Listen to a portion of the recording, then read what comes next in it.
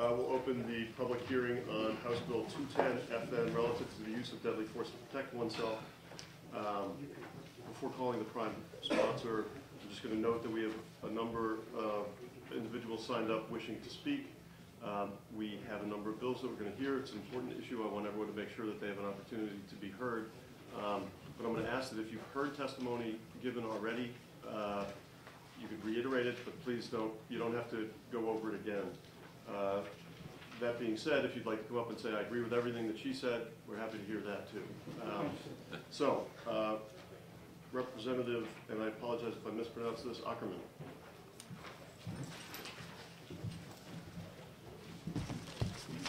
Thank you, Chairman. Senators. Welcome. House Bill 210 was received with overwhelming support in the House with a vote of 270 to 94. I crafted this bill from a 2006 bill, Senate Bill 318, which passed both the House and the Senate, but was vetoed by Governor Lynch. Governor Lynch said Senate Bill 318 would allow any shopper to shoot and kill a thief who grabbed or tugged at a shopper's purse, no matter how many shoppers might be placed in harm's way.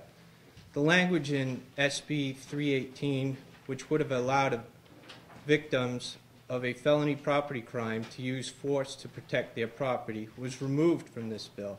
The intent of this bill would allow an individual to defend themselves or others when confronted by an assailant threatening imminent death, bodily harm, kidnapping, or sexual assault.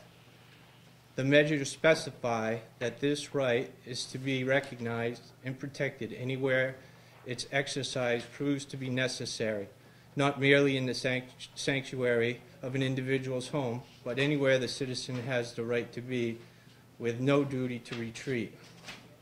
Many violent crimes take place outside the home. The rights guaranteed in the home are of no use to these victims. The current criminal-friendly law does not allow law-abiding citizens to exercise their natural inalienable right. With this bill, targeted victims will no longer be required by law to turn their back to an assailant and retreat. It is bad public policy to require citizens to give quarter to an attacker instead of protecting themselves and family. The most preventable violent crime is the one that can be controlled. You have to give up any chance of controlling an attack when you are required to turn your back and retreat. I asked my son's karate instructor about turning your back and running from a would-be attacker, and he said, never take your eyes off your attacker, never turn your back to your attacker. Keep your eyes open and the attacker in view. Our most vulnerable citizens do not have the option to retreat. When you are in your automobile, you don't have the option to retreat. If you have small children, you don't have the option to retreat. Victims of an attacker will always be vulnerable to both the attacker and prosecution under the current law. A violent crime occurs every 30 seconds in this country. Armed citizens shoot 2.5 times as many criminals as police do every year. In a Newsweek story, readers learned that only 2% of civilian shootings involved an innocent person mistakenly identified as a criminal. The error rate for the police, however, was 11%, more than 5 times higher. These statistics demonstrate that armed citizens make very good decisions when it comes to using deadly force. Thank you very much for introducing the bill. Other questions from the representative? Yes, sir. Thank you, Mr. Chairman. Governor Representative, I'm looking at the bill, and I'm just wondering, is there line 4 at the very end it says "or"? There's nothing after it. I'm wondering if there's an oversight or the language. No, that's the complete bill. In the statute that's being amended, there's a paragraph B that goes right underneath it, so it's Rolls right into it. All right. Okay. Thank you. Thank you very much. Other questions? Seeing none, thank you very much. Thank you. Representative DeLemus?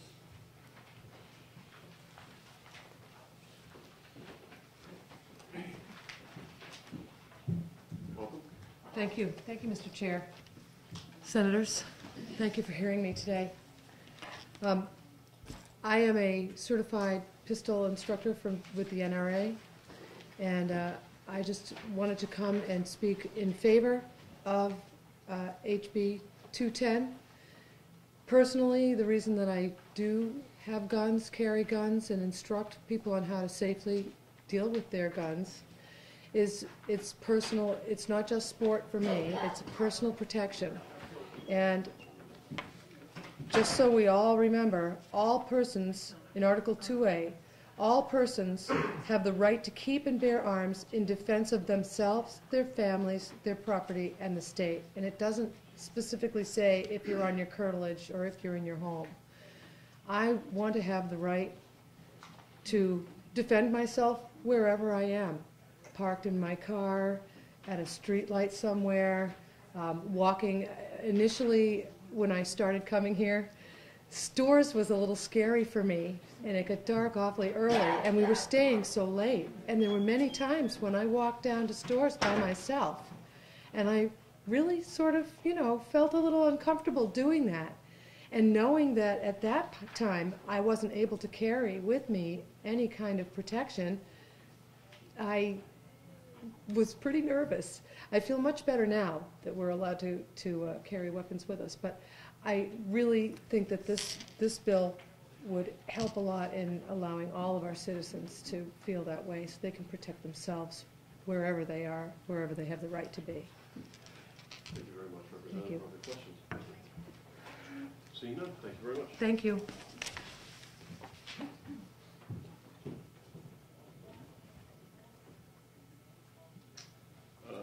We will call Andrew Shiguri. Close Got it enough. right the third time. Are you testifying again? Yes, just briefly. Thank you. I'm here for the New Hampshire Chiefs of Police. We're opposed to this. We're opposed to 318 before. We think the present law works fine. There's no example. I was at the hearing in the House, and every example that I heard is covered under the existing law. And in fact, Assistant Attorney General Ann Rice mentioned several of the examples that were given prior to her testimony, and they're all covered under the existing law. This bill would make it, I'll give you an example that this opens up a door to. Suppose somebody's in a parking lot and they're a distance away from you with a knife. You're next to your car, it's unlocked, you could get in, drive away. The likelihood of them being able to injure you, under the present law, you could get in and just drive away, is very low. You could protect yourself that way. This comes in, someone wouldn't be required to do that. Even somebody that's older, the law says that you have to do it. You're not required to retreat if it's not safe to do so. So if you're older and you can't run, you're already covered under the existing law. If you can't outrun somebody's younger, stronger, faster, you're not required to do that. You're only required to do so if it's safe to do so. I think that's what this is removing, that requirement that you, even if you could safely do so, you don't have to. You can stand your ground, even when you don't need to. I think this is, we're talking about people's lives and safety here, and you need to take that very seriously. The present law is, I go back to the old Yankee adage, if it ain't broke, why fix it? So if the law is working fine, and I hadn't heard any examples of anybody being charged, all I heard was possible things that were already covered under the existing law. So I would ask you to rule this inexpedient to legislate.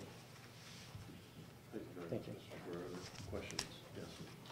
Yes, Mr. Chairman, thank you. We heard a similar bill to this a couple weeks ago. My concern is the example you give is pretty ideal. I think there would be much more extreme examples if that person came, because I think the attacker has the surprise on their side. Absolutely. Action is always faster than reaction. And if they are almost up next to you and you're unlocking your car, what do you do? Well, under the present law, if you can't safely retreat, you don't have to. You're enabled under the present law to take action and protect yourself. But that's up to discretion, isn't it? I mean, wouldn't there be times where Gosh, I'm not sure. Did that person, were they able to, were they not able to? That's what I'm wondering. Well, I think, you know, it's hard for us because we're not in that situation of living through it and how you're feeling at that moment. Right. I can tell you, the present law would say if you can't safely retreat, so if they're closing that distance and you can't get away, you don't have to.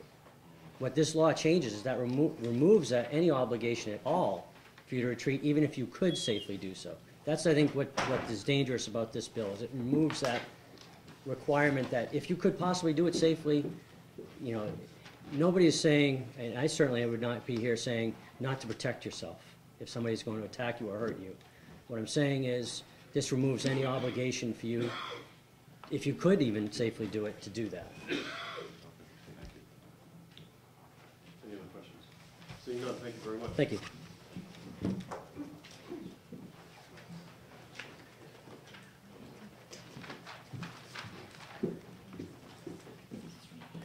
Sorry, John Hohenwater, I apologize. This is pretty good. Hohenwater.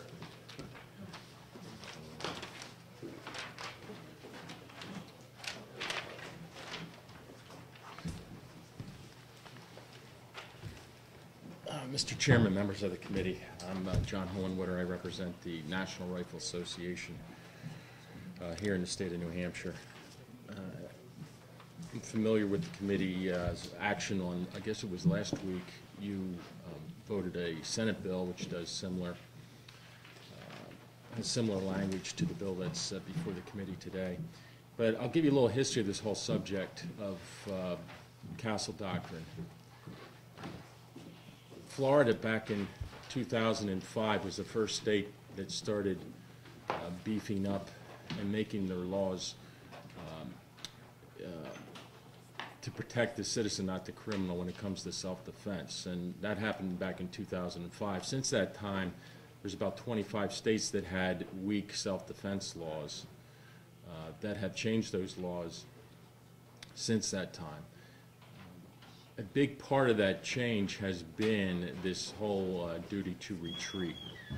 And that's what we're talking about today. Should you have a duty to retreat if you can retreat in safety? Now, most of the states are doing what you're doing in this piece of legislation, that is removing the duty to retreat, because under present law it's opened up to interpretation. We've had many cases throughout the country in which people have to defend themselves a second time to prove that they, in fact, had a lawful cause to defend themselves.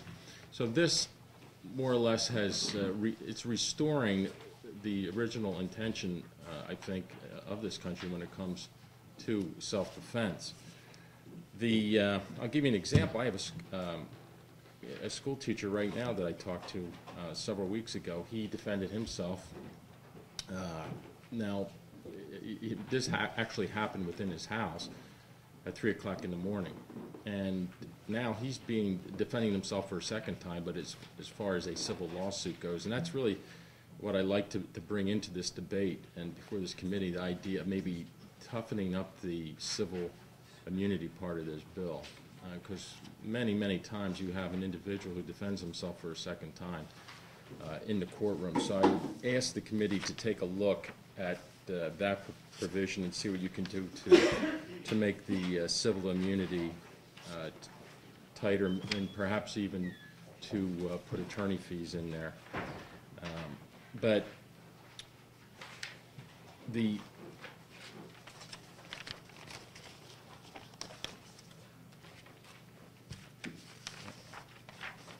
me give you some information, I think, just on the whole example of why self-defense is so important. You know, the, law enforcement, you heard from law enforcement or the Attorney General's office a few minutes ago.